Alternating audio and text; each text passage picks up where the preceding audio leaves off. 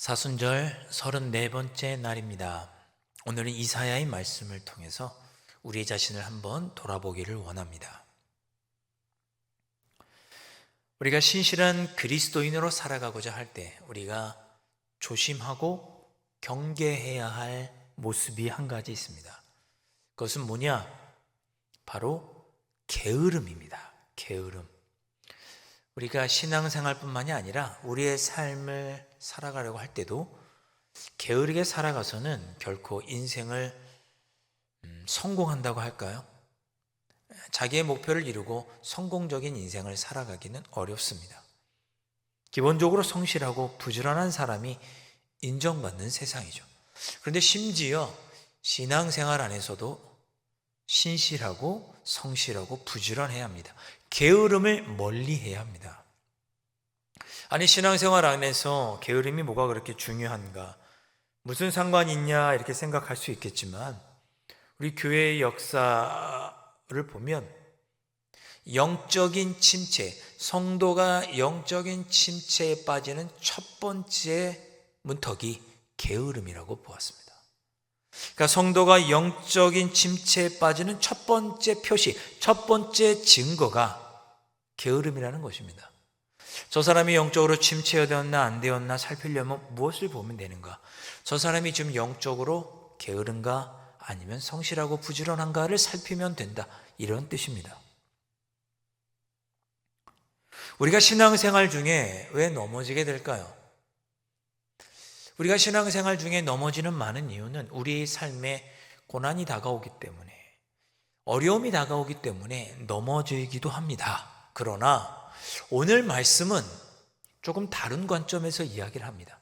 우리가 삶에 많은 문제들이 다가올 때 우리가 그 문제에 넘어지는 이유는 우리가 눈을 뜨지 않은 장님이어서가 아니고 우리가 걷고 있는 길 자체가 어둡기 때문에 두 눈을 뜨고 있음에도 불구하고 앞에 무엇이 있는지를 알지 못해서 넘어진다, 이런 표현을 쓰고 있습니다.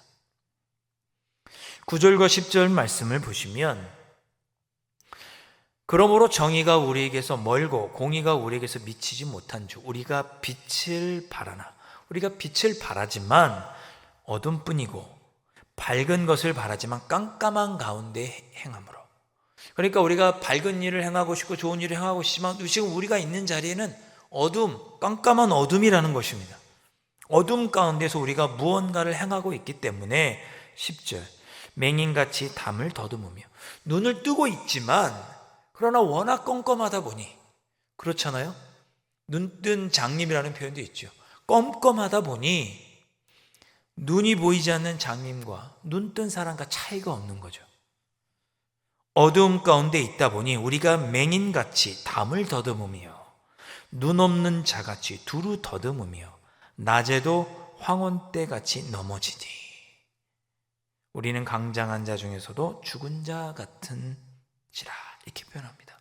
그러니까 우리가 인생에 다가오는 고난에서 넘어지는 이유는 내가 그것을 보지 못함이기도 하지만 내가 있는 자리가 어둠의 자리이기 때문에 넘어진다, 그런 표현입니다.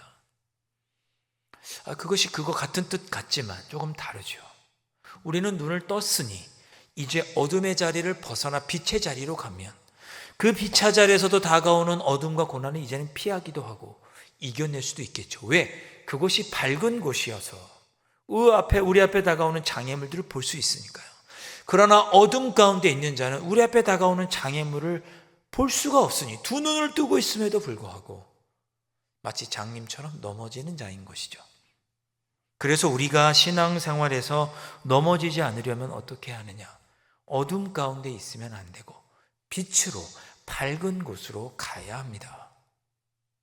그 밝은 곳에 있을 때에야 장애물이 다가오면 장애물이 오는구나, 내가 이길 수 있겠구나, 내가 주님과 함께 뛰어넘을 수 있겠구나 하며 넘어지지 않고 이겨낼 수가 있겠죠.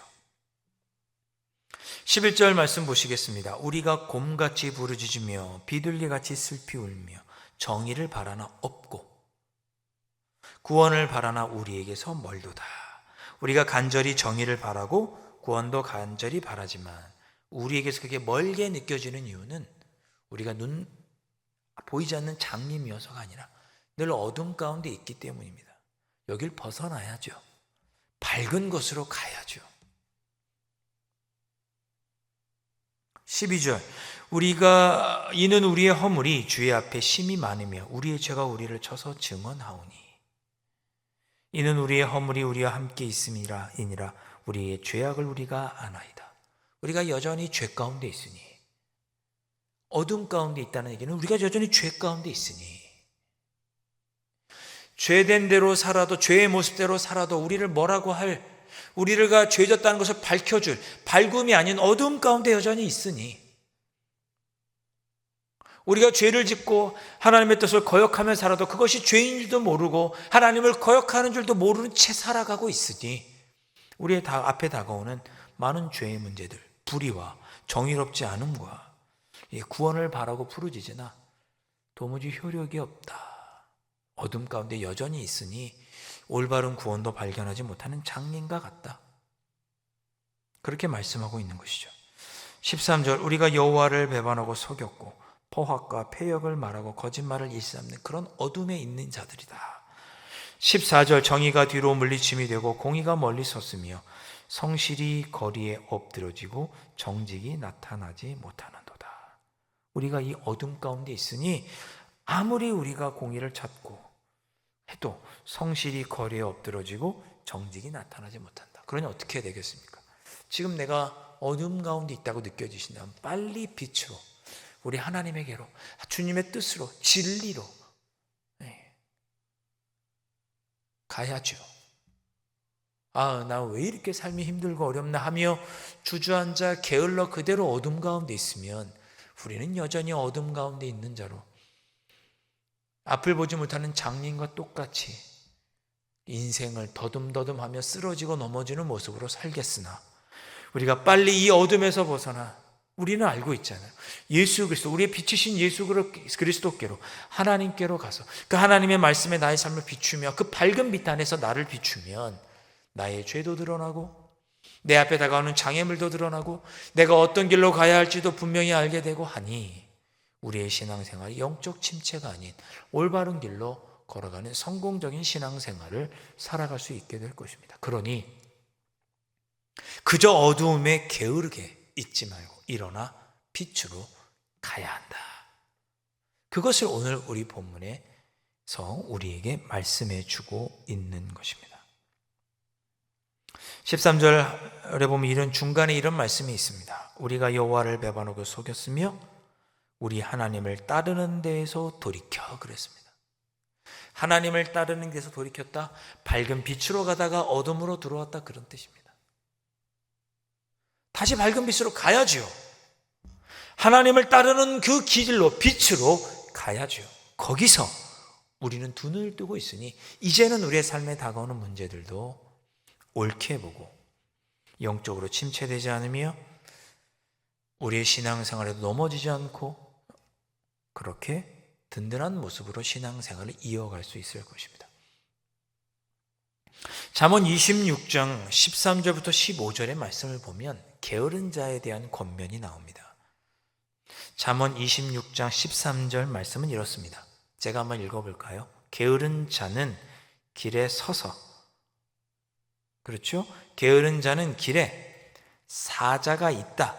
거리에 사자가 있다 하느니라. 이 무슨 말입니까? 게으른 자는 길거리에 사자가 서 있다. 사자가 서 있다 이렇게 말을 한다는 것입니다. 아니 길거리에 사자가 으르렁하고 서 있으면 어떻게 해야 돼요? 얼른 도망가든지 경찰서에 신고를 하든지 그래야겠죠. 그런데 게을러서 여기 사자 있네 사자 있네 하고 정작 자기는 꿈쩍도 하지 않고 있다는 뜻이죠. 그런 사람은 딱 사자에게 잡혀먹기 좋겠죠. 내 삶에 문제가 있고 내가 죄 가운데 있음을 알면 내가 어둠 가운데 이렇게 말만 하고 있을 것이 아니라 거기를 벗어나 하나님을 따르는 길로 가야죠. 게으른 자는 그저 그 가운데서 어둠 가운데서 사자 앞에서 그저 입으로만 소리내는 자다. 그런 뜻입니다. 이어지는 잠언 26장 14절엔 이런 표현이 있습니다. 문짝이 돌짝기를 따라서 도는 것 같이 게으른 자는 침상에서 도느니라. 문짝이 돌적이를 따라서 도는 것 같이, 정확히 뜻은 알 수 없지만 문짝이 이렇게 걸려 있죠. 그럼 문 열고 닫을 때마다 문이 열리고 닫히죠. 움직이지 않고 그 자리에 있잖아요. 문이 열 때마다 막 이렇게 저렇게 돌아다니면 문이 넘어지고 쓸 수 없는 문이죠. 그런 것처럼 게으른 자는 한 곳에 침상에 누워서 이리뒹굴 저리뒹굴 한다는 뜻입니다. 내가 지금 어둠 가운데 있다면 내 자신을 일으켜서 빛으로 가야 되는데 그러지 않고, 아유 교회 가야 되는데, 아유 기도해야 되는데, 말씀 읽어야 되는데, 주님 뜻대로 살아야 되는데 하면서 그저 아무것도 하지 않고 침상에 주저앉아 있는 것과 같다.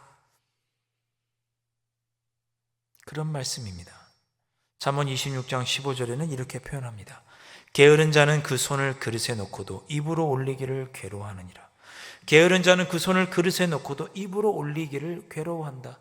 숟가락 들기도 귀찮아하는 거죠. 사랑하는 성도 여러분, 우리의 삶에 다가오는 많은 문제는 어쩌면 우리가 영적인 게으름 가운데 빠져 있어서 능히 이겨내고 피할 수 있음에도 불구하고 영적인 게으름 가운데 머물러 있다가 당하는 어려움일 수도 있겠습니다. 여러분 어떻게 생각하십니까? 나는 지금 영적인 게으름 가운데 있는가? 영적 게으름 가운데 있다면 나는 영적인 침체 가운데 들어가는 건데 나는 지금 어떤 모습으로 살아가고 있는가? 나는 영적으로 게으른가? 아니면 어둠 가운데 있다가 지금 빛으로, 내 부지런히 열심을 내서 빛으로 하나님을 따르는 길로 나는 나아가 거기에 있는가? 영적인 부지런을 떨고 있는가? 영적인 성실한 모습으로 신앙생활을 하고 있는가? 오늘 말씀을 통해 돌아보시고, 주님 제가 영적인 게으름을 떨치고 하나님을 따르는 삶에 성실하고 부지런한 그런 저의 삶이 되게 해 주옵소서. 성령 하나님 도와 주옵소서. 이 새벽에 그렇게 기도하실 수 있기를 주님의 이름으로 축원드립니다.